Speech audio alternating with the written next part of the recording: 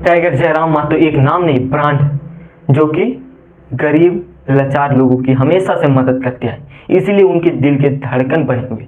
आप सही मायने में देखोगे ग्रामीण इलाकों में वे एक लीडर के तौर पर ही नहीं, उनके दिल की धड़कन के तौर पर जाने जाएंगे। क्यों? जहां पर लोग डरते हैं जाने से, जहां पर पुलिस डरती है जाने से, वहां पर टाइगर अकेले जाता है। जहां पर पुलिस की बोलने की पावर नहीं रहती है, वहां पर टाइगर दहाड़ देता है। अभी की बात नहीं कर रहा हूं, जब वे विधायक नहीं थे तब की बात कर रहा हूं। और अब तो देख ही रहे होंगे आप सभी क्या हाल है, उनकी क्या बवाल है, आप सभी देख रहे होंगे।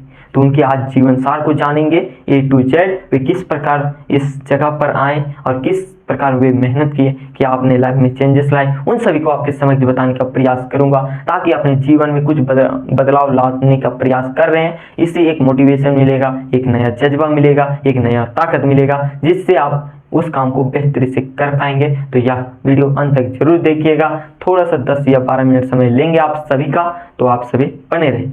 जानकारी के लिए बता दूं, जयराम महतो का जन्म 27 सितंबर 1993 को हुआ। उनकी प्रारंभिक शिक्षा उनके नानी के यहाँ से हुआ, क्योंकि जब उनकी आयु 1 से 2 वर्ष के बीच में थी तब उनके पिता और उनके दादाजी की देहांत हो चुकी थी, जिस कारण उनकी आर्थिक स्थिति कमजोर हो गई और वे अपने नानी के यहाँ गए पढ़ने के लिए। आप जानते ही हैं, अगर आपके परिवार से कमाने वाले नहीं हैं तो आपकी परिस्थिति कैसी है, तो आप सभी बेखूबी समझ रहे होंगे, इमेजिन कर रहे होंगे, और यह आपके साथ ना हो भगवान से कामना करेंगे। और ऐसी स्थिति में आप बहुत ही खराब स्थिति, खराब प्रेजेंटेशन आपके परिवार का हो जाता है, आप कई वर्ष पीछे चले जाते हैं। मगर जयराम महतो के परिवार इतना स्ट्रगल को झेलते हुए इस मुकाम तक अपने बेटे को पहुंचाई उसकी माँ ने, तो उनकी माँ के लिए एक सलाम, क्योंकि ऐसी बेटी को ऐसी परवरिश देने के लिए, उनके अंदर एक आग भरने के लिए, जो आज हमारे झारखंड के लोगों के हित में काम आ रही है। और चलिए जानते हैं उनके प्रोसेस में, क्योंकि रिजल्ट तो सभी देखते हैं, प्रोसेस को बहुत कम ही लोग जानने का प्रयास करते हैं। तो धीरे धीरे वह समय आने लगा जब जयराम के मन में एक राजनीतिक से भरा उफान उभरने लगा, क्योंकि उनके अंदर 10-11 से ही एक आग धधक रहा था। वे ग्राम सभाओं में जाना शुरू कर दिए थे, उनका इंटरेस्ट जगने लगा, मगर वे तब नहीं बताते थे, मगर अब बताते हैं कभी कभी इंटरव्यू में कि हमें इंटरेस्ट था, हम लीड भी करते थे कहीं कहीं। तो अभी बता रहे हैं, क्योंकि सफलता मिलने के बाद सारी पोल खुलती है और अपने जो कमियां होती हैं उन्हें भी बता देते हैं। तो उसी में से एक मान सकते हैं आप सभी। तो वे इंटर की परीक्षा अपने ही घर से करें, क्योंकि नानी के यहाँ 10 तक किए, उसके बाद अपने घर वापस लौट गए थे। उसके बाद ग्रेजुएशन और MA की पढ़ाई अपने धनबाद क्षेत्र से की। उसी समय उन्होंने एक सरकारी विद्यालय में निःशुल्क पढ़ाने का काम शुरू किया, जहाँ पर उन्हें कोई पैसे नहीं दिए जाते, वे निःशुल्क ही, जबकि वे बेरोजगार थे, उनके ना कोई इनकम था न कोई सोर्स था, जिस कारण उनके पास पैसे आए। तब भी वे 4 वर्ष तक पढ़ाते रहे। तो सोच सकते हैं उनकी नीति सिद्धांत कहाँ से उत्पन्न होते हैं, छात्रों के प्रति उतना उत्तरदायी क्यों रहते हैं, शिक्षा को बढ़ावा देने के लिए क्यों रहते हैं, क्योंकि वे एक शिक्षक भी रह चुके हैं और MA का मतलब है मास्टर्स।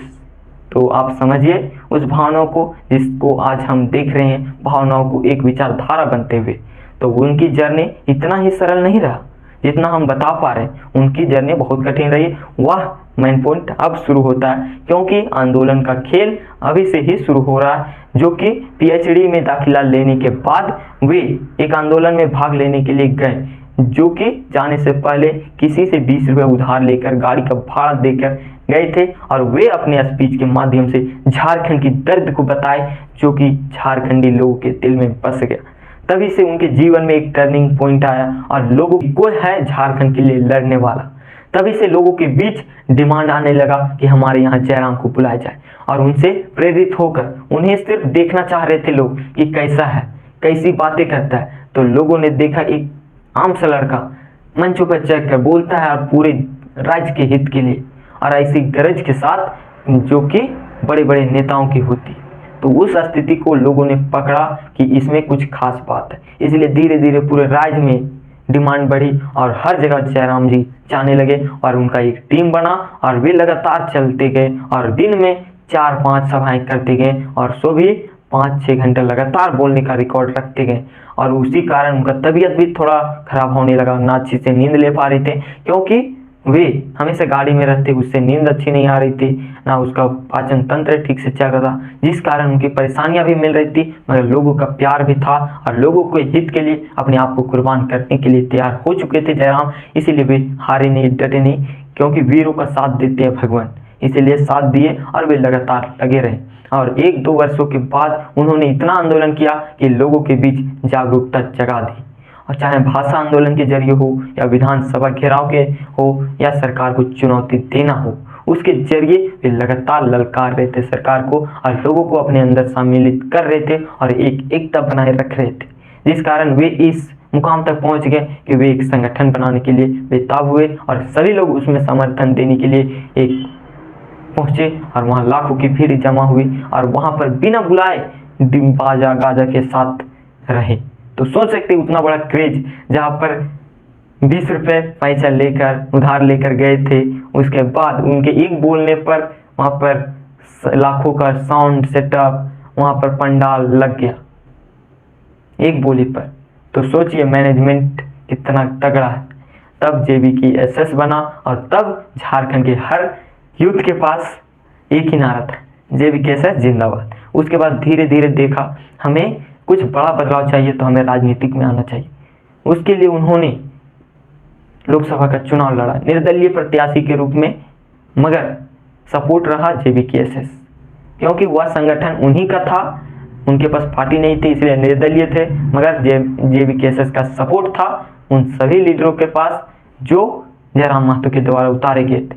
8 लोकसभा क्षेत्र में उतारे गए थे, उनको भर भर के सपोर्ट मिला, चाहे वह हजारीबाग में हो, रांची में हो या फिर गिरिडीह में, सभी जगह उन्हें अच्छा प्रदर्शन देखने को मिला, जिससे प्रेरित होकर वे एक पार्टी बनाने का फैसला लिए, क्योंकि विधानसभा का चुनाव बहुत नजदीक था, जिसमें वे एक पार्टी बनाकर एक मजबूत स्थिति में आए। क्यों? क्योंकि एक पार्टी का चिन्ह रहेगा तो एक जगह प्रचार करने से पूरी जगह का प्रचार हो जाता है, पूरे झारखंड में उस पार्टी का प्रचार हो जाता है, जिससे और तेजी से ग्रो होने में मदद मिलेगी।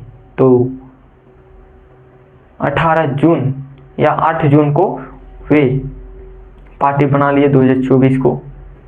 उसके बाद धीरे धीरे प्रोसेस आया और उस समय भी मैंने देखा उनकी दर्द दुख को, जब वे हाई स्कूल कारुखाब में अपना एक प्रोग्राम कर रहे थे।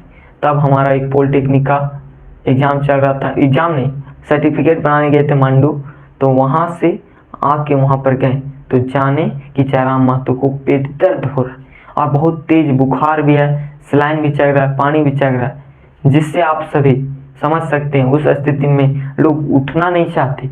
और उस स्थिति में टाइगर जयराम महतो 2 लोगों के सहारे खड़ा होकर मंच में 1 घंटा तक भाषण दिए और लोगों को मोटिवेट किए, पूरे बरसात भर खड़ा रहे उस स्थिति में। तो उसके अंदर बदलाव की भावना थी तभी, वरना कोई आजकल उतना बदलाव के लिए रेडी नहीं होता, या कई दशकों के बाद एक ऐसे लीडर आते हैं जो हर परिस्थिति को झेलने को तैयार हो जाते हैं, चाहे उनकी जान ही क्यों न चली जाए। तो आप सभी उस जगह को जानिए, उसके मेहनत को देखिए, उसके परेशानियों को देखिए, तब महसूस कर पाइएगा कि वे कहाँ से आए, किस जगह से आए।